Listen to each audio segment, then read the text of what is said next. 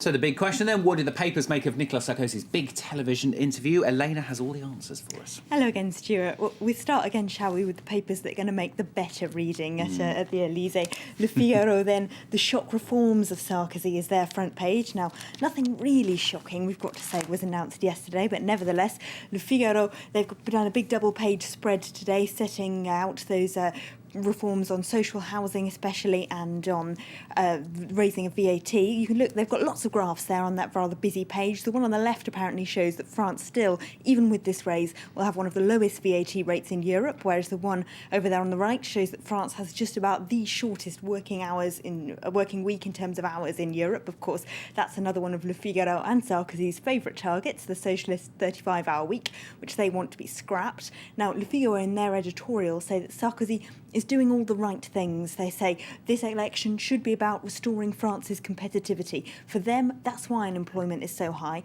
and the only way to get it down is to make the cost of hiring people cheaper. So they reckon cutting employer contributions, as Sarkozy plans to do, and getting rid of that 35-hour week is the only way to do that.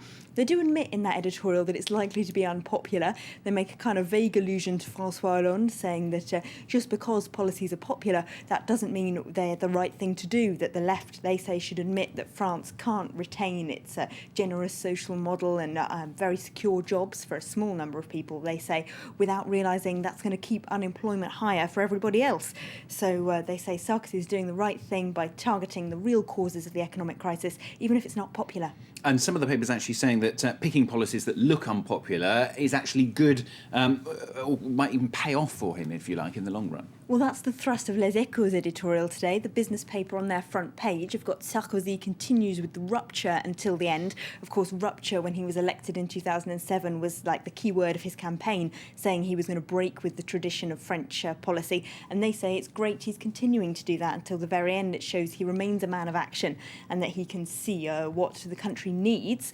Even those right-wing papers, though, that are backing him aren't necessarily backing his tactics in every way. In Le Figaro today, they ask about why exactly he still hasn't officially declared that he is a candidate for the presidency. They say there's no doubt really that he will be, and that even people within his own right-wing UMP, even his own strategists, thought that last night was the best time to do so in order to kind of bring back some of the media attention onto him. The fact that he didn't, he's sort of playing with this strategy when he's saying, I'm the head of state and I have far more important things to worry about than a silly presidential election.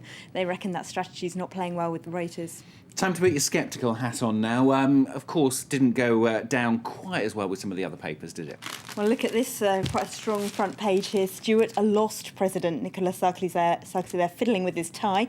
On the front page here of Libération, they say, flailing in opinion polls, Sarkozy tried last night to get back in control, but only announced some limited measures like a raise of VAT without looking convinced himself.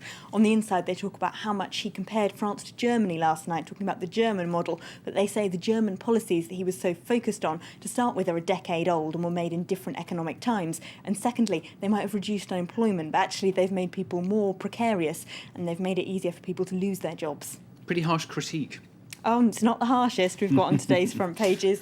Look at this one from communist paper L'Humanité. They've got Sarkozy leaning out of the TV to punch the unsuspecting viewer. And the headline says, to the end of his presidency, all the wrong punches. They say raising VAT will make ordinary life more expensive for France's poorest households. And they say his whole presidency has been a series of measures punishing the poor.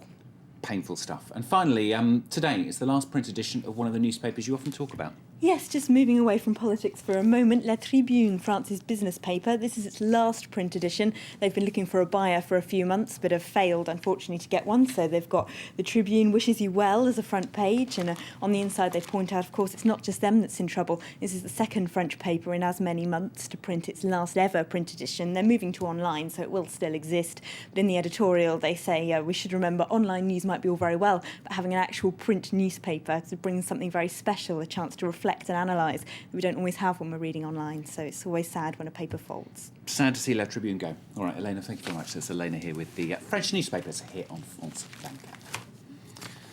Just one other thing to mention, some good news if you're a fan of The Artist. The French actor Jean Dujardin scooped yet another award for his performance in The Artist. He won Best Actor in a Drama for his role as a fading actor at the end of the silent movies at the Screen Actors Guild Awards. He seemed genuinely surprised as he thanked the audience of A-listers, including Brad Pitt, Angelina Jolie and Meryl Streep. Other winners there included The Help, which won 3 awards.